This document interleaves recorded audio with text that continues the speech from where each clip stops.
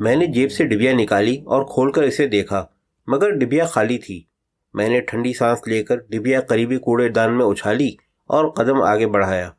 میری نگاہیں بدستور کسی شکرے کے مانند اس آدمی پر جمی ہوئی تھیں جس کا میں تعاقب کر رہا تھا۔ تعاقب ایک دلچسپ اور تفریح آمیز مشغلہ بھی ہو سکتا ہے، تاہم اس کا انحصار اس بات پر ہے کہ آپ کس کا تعاقب کر رہے ہیں۔ اگر ایک حسین طرح دار چودھویں کے چاند جیسی لڑکی آپ کے تعاقب کا مرکز ہے تو ظاہر ہے کہ آپ لطف اندوز ہوں گے اور یہ تمنا کریں گے کہ تعاقب کا یہ سلسلہ زلف محبوب کے مانند دراز ہوتا چلا جائے۔ لیکن افسوس کہ اس وقت میں اپنے بارے میں یہ بات نہیں کہہ سکتا تھا، کیونکہ میں کسی حسین طرح دار چودھویں کے چاند جیسی حسینہ کا نہیں بلکہ ایک ایسے شخص کا تعاقب کر رہا تھا جس کی عمر 45 سے کچھ اوپر ہی ہوگی اور قد 6 فٹ 2 انچ کے لگ بھگ۔ اس کے چہرے پر سب سے نمایاں شے اس کی بڑی بڑی آنکھیں تھیں جو بے حد سرخ اور ڈراؤنی تھیں، اور ان میں ایک وحشیانہ چمک تھی جس سے سنگ دلی اور بے حسی کا اظہار ہوتا تھا، اور ایسا لگتا تھا جیسے وہ بہت زیادہ نشہ کرنے کا عادی ہے اور اس وقت بھی کسی مہلک نشے میں ہے، کیونکہ اس کی چال میں ہلکی سی لڑکھڑاہٹ بھی تھی۔ اس کے بال بے ترتیبی سے بکھرے ہوئے تھے۔ اس کے جسم پر خاکی پتلون اور بوسیدہ سا نیلا کوٹ تھا۔ اس لباس میں دور سے وہ کوئی ریلوے کا کارندہ نظر آتا تھا۔ وہ شخص کون تھا؟ اس کا نام کیا تھا؟ یہ تو مجھے علم نہیں، لیکن اتنا ضرور جانتا ہوں کہ فی الحال وہ مجھ سے زیادہ خوش قسمت تھا۔ اس لیے نہیں کہ مجھ جیسا آدمی اس کا تعاقب کر رہا تھا، بلکہ اس بنا پر کہ تعاقب کی جو تعریف میں نے اوپر بیان کی وہ اتفاق سے اس کے حصے میں آئی تھی، یعنی یہ کہ میں تو اس کے تعاقب میں تھا جبکہ وہ کمبخت ایک لڑکی کا، بلکہ زیادہ سچ یہ ہے کہ عورت کا تعاقب کر رہا تھا، اور وہ عورت حسین طرح دار بھی تھی اور چودھویں کا چاند بھی۔ یوں تو عورت نام ہی حسن کا ہے، لیکن ایک عورت اگر واقعی حسن کے تمام تر تقاضے پورے کرتی ہو تو پھر اس کی جیتی جاگتی قیامت ہونے میں کوئی شبہ نہیں رہ جاتا۔ وہ بھی بس زندہ قیامت تھی۔ اس کا نام سلوینا فرنانڈو تھا۔ اس کی عمر 35-36 سال کے لگ بھگ ہوگی۔ قد یہی کوئی 5 فٹ 8 انچ، بال سیاہ اور چمکدار، رنگت میں میدے جیسا اجلا پن۔ اس نے بھورے رنگ کا لمبا فراک پہن رکھا تھا جو آستینوں سے محروم تھا۔ یوں اس کی گول سنہری باہیں اور سڈول پنڈلیاں اریاں ہو گئی تھیں۔ اس کی چال میں ایک ایسی دل فریب نزاکت تھی کہ اگر اردو کا کوئی رومان زدہ شاعر اس کی باہوں، پنڈلیوں اور انداز خرام کا نظارہ کرتا تو فی الفور 200 غزلیں کہہ ڈالتا۔ وہ اس لمبے بدحیت آدمی سے کوئی 20 قدم آگے چل رہی تھی اور میں لمبے چقندر سے کوئی 15 قدم پیچھے تھا۔ گویا سلوینا فرنانڈو اور میرے درمیان تقریباً 35 قدم کا فاصلہ تھا۔ اب اگر وہ لمبا چقندر درمیان میں حائل نہ ہوتا تو میں سلوینا کے زیادہ قریب ہوتا، اس کے شاعرانہ خرام ناز کا نظارہ کرتا اور 200 غزلیں نہ سہی تو کم از کم ایک آدھ شعر کہنے کی ضرور کوشش کرتا۔ حالانکہ ردیف قافیے کا گورکھ دھندا میری سمجھ میں قطعی نہیں آتا، لیکن بدقسمتی سے میں شعر کہنے کی کوشش نہیں کر سکتا تھا کیونکہ درمیان میں وہ کمبخت حائل تھا۔ اب اگر میں اسے نظر انداز کر کے سلوینا کے دل فریب نظارے میں محو ہونے کی غلطی کرتا تو وہ نظروں سے اوجھل ہو سکتا تھا، جبکہ اس وقت میرا مقصد بطور خاص اس کا تعاقب کرنا تھا۔ لہذا میں سلوینا فرنانڈو کی توبہ شکن چال کو نظر انداز کر کے اس پر نگاہ رکھنے پر مجبور تھا۔ یہ تعاقب میرے دفتر سے ٹھیک 5 بجے شروع ہوا تھا اور اب 5:30 بج رہے تھے۔ گزشتہ نصف گھنٹے میں سلوینا نے میری ہدایت کے مطابق اسے دانستہ طور پر اور مجھے نادانستہ طور پر لمبے چقندر نے اتنے چکر دیے تھے کہ بقول شخص سے میری طبیعت صاف ہو گئی تھی۔ چند ایک بار ذہن میں خیال ابھرا کہ بھاڑ میں جائے تعاقب، اور گولی مارو اس لمبے چقندر کو، چل کر کسی ہوٹل میں بیٹھو اور ایک عدد کڑک چائے پیو، دودھ کم پتی زیادہ۔ مگر میں ایسا نہیں کر سکتا تھا۔ حق محنت کی تھوڑی سی پیشگی جو وصول کر چکا تھا، مرتا کیا نہ کرتا کہ مصداق دل ہی دل میں کبھی اس لمبے چقندر کو اور کبھی اپنے آپ کو کوستا ہوا تعاقب کرتا رہا۔ میں نے اندازہ لگایا تھا کہ تعاقب کا سلسلہ ریلوے روڈ پر کہیں ختم ہو جائے گا، مگر غالباً آپ کو علم ہی ہے کہ میرے اندازے عموماً غلط ہی ہوتے ہیں، چنانچہ یہ قیاس بھی غلط نکلا۔ تعاقب ریلوے روڈ پر ختم نہیں ہوا۔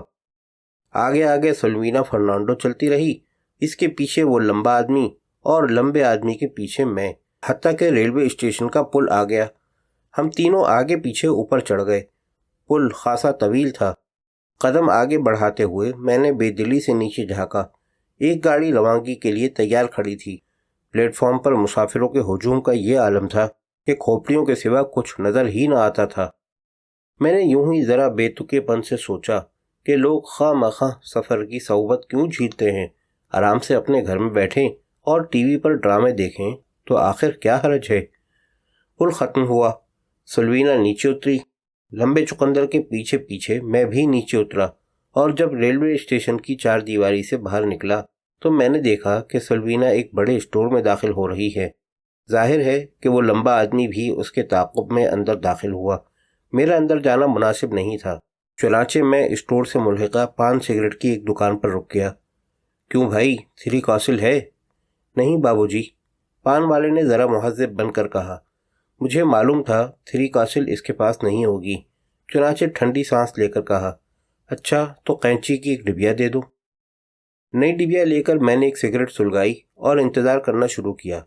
شکر ہے انتظار کی طوالت زلف یار یا شب فراق کی طرح دراز نہیں ہوئی۔ کوئی 15 منٹ بعد دونوں آگے پیچھے اسٹور سے برآمد ہوئے۔ پائیدان کی سیڑھیاں اترتے ہوئے سلوینا نے میری طرف دیکھا اور مسکرائی۔ اس کی مسکراہٹ اتنی برق پاش تھی کہ میری بائیں آنکھ خود بخود پھڑک کر رہ گئی اور ہونٹ خواہ مخواہ پھیل گئے۔ یہ سب کچھ صرف 1 منٹ میں ہو گیا، گویا دوسرے الفاظ میں 1 منٹ کے لیے میری طبیعت باغ باغ ہو گئی۔ اس کے بعد پھر وہی چال بے ڈھنگی، یعنی سلوینا آگے، اس کے تعاقب میں لمبا چقندر اور اس کے پیچھے میں۔ تقریباً 2 فرلانگ کا فاصلہ طے کرنے کے بعد سلوینا ایک لمحے کے لیے رکی۔ دائیں جانب ایک خوبصورت 2 منزلہ عمارت تھی۔ سلوینا نے گردن کو خفیف سا خم دے کر میری طرف دیکھا۔ میرا اشارہ پا کر وہ یکایک مڑی اور عمارت کی سیڑھیوں میں غائب ہو گئی، اور وہ لمبا آدمی فٹ پاتھ پر کھڑا منہ دیکھتا رہ گیا۔ البتہ میں خوش ہوا کہ چلو خواہ مخواہ کی یہ بھاگ دوڑ ختم ہوئی۔ اب دیکھنا یہ ہے کہ یہ حضرت کون سا قدم اٹھاتے ہیں۔ وہ لمبا آدمی کچھ دیر کھڑا رہا اور بہت غور سے عمارت کی اوپری منزل کی کھڑکیوں کی طرف دیکھتا رہا، پھر اچانک آگے بڑھا۔ مجھ میں اب مزید چلنے کی قطعی ہمت نہیں تھی۔ دل چاہ رہا تھا کہ سامنے والے چائے خانے میں گھس جاؤں اور ایک گرما گرم کڑک چائے پیوں، مگر دماغ کہہ رہا تھا کہ یہ صریحاً حماقت ہوگی۔ اس ساری بھاگ دوڑ کا عروجی نقطہ تو اب شروع ہوا ہے۔ اگر اس لمبے چقندر کے بارے میں کچھ معلوم کرنا ہے، یعنی یہ کہ یہ ذات شریف کون ہیں اور کیوں محترمہ سلوینا فرنانڈو کا تعاقب کرنے کی زحمت اٹھاتے رہتے ہیں، تو رکو مت، آگے بڑھو اور تعاقب جاری رکھو۔ چنانچہ میں نے عقل مندی کا مظاہرہ کرتے ہوئے دماغ کا مشورہ قبول کیا اور قدم آگے بڑھایا۔ تاہم یہ میری خوش قسمتی ہی تھی کہ اس بار لمبے آدمی نے مجھے زیادہ پریشان نہیں کیا۔ کوئی 2 فرلانگ چل کر وہ یکایک کیفے پیراڈائز میں داخل ہو گیا۔ یہ ایک اوسط درجے کا ہوٹل ہے اور اس کی شہرت کچھ زیادہ اچھی نہیں۔ بظاہر تو اس میں کوئی خاص بات نہیں ہے، یعنی دوسرے چائے خانوں اور ہوٹلوں کی طرح یہ بھی ایک عام سا ہوٹل ہے، مگر یہ اس لیے مشہور ہے کہ یہاں چوری چھپے کئی غیر قانونی دھندے ہوتے ہیں۔ غیر ملکی شرابیں فروخت ہوتی ہیں۔ یہ بھی سننے میں آیا ہے کہ ہوٹل کی عمارت میں کہیں ایک خفیہ حصہ ہے اور وہاں جوا کھیلا جاتا ہے۔ چونکہ یہ ہوٹل دیسی عیسائیوں میں بہت مقبول ہے، اس لیے شربت دیدار کی بھی کمی نہیں، بلکہ بعض لوگ تو یہ بھی کہتے ہیں کہ شربت وصل بھی بلا کسی دقت کے دستیاب ہو جاتا ہے، بشرطے کہ آپ کی جیب میں وزن ہو۔ اس میں کتنی حقیقت ہے اور کتنا فسانہ، یہ جاننے کی میں نے کبھی کوشش نہیں کی۔ ویسے بھی یہ میرا نہیں، پولیس کا کام ہے کہ حقیقت معلوم کرے۔ اس ہوٹل کا مالک ایک دیسی عیسائی جانی ماسٹر ہے۔ اس شخص کا قد صرف 5 فٹ ہے، مگر وزن 300 پاؤنڈ۔ چوڑے جبڑوں اور سرخ آنکھوں والا یہ جانی ماسٹر اپنے جثے اور حلیے کی بدولت ایک خونخوار گینڈے کی مانند نظر آتا ہے۔ میرا تو خیر کبھی سابقہ نہیں پڑا، لیکن جن لوگوں کو کبھی جانی ماسٹر سے کوئی واسطہ پڑا ہے، ان کا بیان ہے کہ انہوں نے اپنی زندگی میں اتنا شفاق، بے رحم اور بے حس آدمی نہیں دیکھا۔ جانی ماسٹر کی یہ تعریف کسی کو بھی مرعوب کرنے کے لیے کافی ہے، مگر آپ تو جانتے ہی ہیں کہ میں اس قسم کے لوگوں سے ذرا بھی مرعوب یا خوفزدہ نہیں ہوتا، اور سریقہ بیگم تو کہتی ہیں کہ اگر مجھ میں یہ وصف نہ ہوتا تو میں بالکل 2 کوڑی کا آدمی ہوتا۔ ویسے میرا خیال ہے کہ میری قدر و قیمت اب بھی 2 کوڑی سے زیادہ نہیں، चुनाचे जब वो लंबा चुकंदर कैफे पैराडाइज के दरवाजे में गायब हुआ तो मैंने सोचा कि अगर मौजूदा मामले से और खुसूसन लंबे चुकंदर से जानी मास्टर का भी कोई ताल्लुक है तो फिर काम करने का मज़ा आ जाएगा और मुझे भी एक मौका मिलेगा कि जानी मास्टर से ज़रा दो दो हाथ करूं और मालूम करूं कि वो कितना शफाक, बेरहम और बेहिस है। ये सोचकर मैंने डिबिया खोलकर एक सिगरेट निकाली और सुलगाकर कश लगाता हुआ बेफिक्री से अंदर दाखिल हुआ। कैफे में ज़्यादा लोग नहीं थे, सिर्फ चंद ही अफराद इधर उधर बैठे गप्पे हाँकने और चाय कोक वगैरह पीने में मसरूफ़ थे। मेरी निगाह उन पर से फिसलती हुई काउंटर पर पहुंची तो वहीं जमकर रह गई, क्योंकि वहां एक दुबली पतली नौजवान लड़की मौजूद थी और मुझे बगौर देख रही थी। उसके होठों का खिंचाव साफ जाहिर कर रहा था कि वो मुस्कुरा रही है। जवाब में मैं भी ज़रा हवरनकों की तरह मुस्कुराया और सीधा काउंटर पर पहुंच गया। हेलो हेलो, लड़की दोबारा मुस्कुराई और मेरे कानों में घंटियां सी बजने लगीं। क्या मैं तुम्हारा नाम पूछ सकता हूँ? पूछो। उसने दूध जैसे 32 सफ़ेद दांतों की नुमाइश की। अच्छा तो बताओ तुम्हारा नाम क्या है स्वीट हार्ट? मैंने ज़रा रोमांटिक बनने की कोशिश की। रोज़। वो मुस्कुराई। मैंने ज़ोर से काउंटर पर हाथ मारा। मैं जानता था ऐसे शादाब और दिलकश चेहरे वाली लड़की का नाम रोज़ ही हो सकता है। उसकी मुस्कुराहट कदरे तीखी हो गई। मुझे भी मालूम था तुम यही कहोगे। खैर ये बताओ क्या चाहते हो? शरबत विसाल की तो शायद गुंजाइश नहीं होगी, सरे दस्त शरबत इल्तिफात पर इक्तफा कर लूँगा। वो ईसाई थी, समझ नहीं सकी, हैरत से बोली, शरबत विसाल और इल्तिफात ये क्या होता है? मेरा सारा जोश और रोमांटिक मूड झाग की तरफ बैठ गया। ठंडी सांस लेकर मैंने कहा, ये दो ऐसे मशरूब हैं जिनकी प्यास कभी नहीं बुझती, मगर खैर इस वक्त वजाहत का मौका नहीं, फिर कभी मौका मिला तो तुम्हें समझाऊंगा कि शरबत इल्तिफात व विसाल क्या होते हैं। फिलहाल तो ये है कि अगर जहमत ना हो तो एक अदद कोला इनायत करो। रोज़ वाकई अच्छी लड़की थी। उसने कोका कोला की बोतल खोलकर मेरे सामने रखी। मैं वहीं काउंटर से टिककर चुस्कियां लेने लगा। दरअसल मैं ये सोच रहा था कि रोज़ से मैं किस तरह फ़ायदा उठा सकता हूँ। इतना तो मुझे यकीन था कि वो लंबे चुकंदर का नाम बआसानी बता सकती है, लेकिन क्या वो इसके मुतालिक और भी तफसीलात बता सकेगी?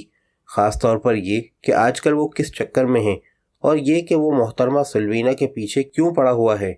मैंने कोक की 2-3 चुस्कियाँ लीं, फिर कैंची मारकर सिगरेट सुलगाई, एक कश लिया और उसका धुआं रोज़ के सांवले चेहरे पर फेंका। मेरी जान, क्या तुम बता सकती हो कि ये कबीला जानी मास्टर कहाँ दस्तयाब हो सकेंगे? ये सवाल मैंने यूं ही कर दिया था। मकसद वक्त गुजारने और रोज़ से कुछ और बेतकल्लुफ़ी पैदा करने के अलावा कुछ नहीं था, लेकिन रोज़ लफ्ज़ मेरी जान पर शायद ज़रूरत से ज़्यादा खुश हो गई थी। चुनाचे मसरूर लहजे में और महबूबाना अदा के साथ बोली, क्यों, तुम जानी मास्टर के बारे में क्यों पूछ रहे हो? तुम्हारा ख्याल ठीक है। मैंने ज़रा पुरश्तियाक नज़रों से उसे देखा। बातें तो मुझे तुमसे तुम्हारे बारे में करनी चाहिए, तुम्हारी आंखों के बारे में, तुम्हारे बालों के बारे में और तुम्हारी मुस्कुराहट के बारे में। ऐसी पुरफुसूं मुस्कुराहट है कि जाहिद 100 साला भी देखे तो उसका ईमान डगमगा जाए। मगर ये बातें फिर कभी करूँगा और गालिब के शेर तुम्हें सुनाऊंगा।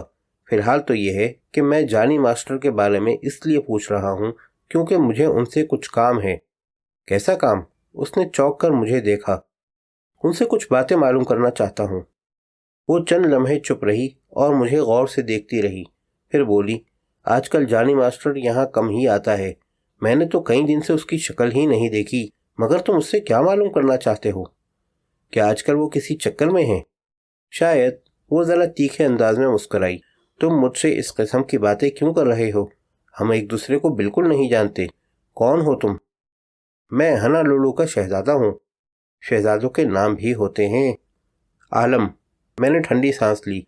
मुझे आलम कहते हैं। क्या करते हो? चोरी चकारी नहीं करता, मेहनत मजदूरी करके रोजी रोटी का बंदोबस्त कर लेता हूँ। कोई अपने बारे में कुछ ज़्यादा नहीं बताना चाहते। जो कुछ बताया वो गलत नहीं है। चलो, तुम कहते हो तो माने लेती हूँ। वो मुस्कुराई। जवाब में मैं भी मुस्कुराया और मैं दावे से कह सकता हूँ कि इस वक्त मेरी मुस्कुराहट इतनी दिलकश और पुरफुसूं रही होगी कि अगर दुनिया की हसीन तरीन औरत भी देख लेती तो बेसाख्ता और बिला तकल्लुफ मुझ पर आशिक हो जाती। अपने बारे में थोड़ी सी मुबालगा आराई का हक तो मुझे भी है। پھر میں نے کسی فلمی ہیرو کی طرح نہایت فنکارانہ انداز میں دائیں آنکھ دبائی اور ذرا جذباتی بن کر کہا، دراصل تمہیں یہ علم نہیں ہے کہ میں بڑے ہی کام کا آدمی ہوں۔ میرے ظاہری حلیے پر مت جاؤ، کیونکہ میں اصل میں… اچانک میری مقناطیسی مسکراہٹ غائب ہو گئی اور میں متحیر نظروں سے روز کے چہرے کو دیکھنے لگا، جو ایک لمحہ پیشتر مسکراتا ہوا دل فریب نظر آ رہا تھا، مگر اب دفعتاً یوں بجھ گیا تھا جیسے کسی نے پھونک مار کر چراغ کی لو بجھا دی ہو۔ وہ کسی ہرنی کی مانند خوفزدہ نظروں سے سامنے دیکھ رہی تھی۔ میں نے یہ بھی دیکھا کہ خوف سے اس کے ہونٹ کانپ رہے ہیں۔ میں حیران ہوا، آخر یہ کیا ماجرا ہے؟ کہیں روز نے کسی بھوت کو تو نہیں دیکھ لیا ہے؟ چنانچہ میں نے دریافت حال کے لیے اپنی حیران و پریشان کھوپڑی گھمائی اور خود بھی بھوت کو دیکھنے کی کوشش کی، اور بھوت مجھے نظر بھی آیا، مگر یہ وہی بھوت تھا جس کا تعاقب کرتا ہوا میں ہوٹل پیراڈائز تک پہنچا تھا، یعنی لمبا چقندر۔ وہ اکیلا نہیں تھا، اس کے ساتھ تندرست جسم کی ایک ادھیڑ عمر عورت بھی تھی، جس کا رنگ اتنا پکا تھا کہ مجھے افریقہ کی سیاہ فام حسینائیں یاد آ گئیں۔ وہ دونوں کچھ ایسی نظروں سے روز کو گھور رہے تھے جن کے لیے شعلہ بار یا خون آشام کی تعریف مناسب یا کافی نہیں تھی، اور یہ ان دونوں کی انتہائی پرغضب آنکھوں کا ہی نتیجہ تھا کہ روز کا چہرہ یوں فق ہو گیا تھا گویا جسم کا سارا خون بھاپ بن کر اڑ گیا ہو۔ ایک لمحے کے لیے وہ واقعی بالکل بے جان نظر آئی۔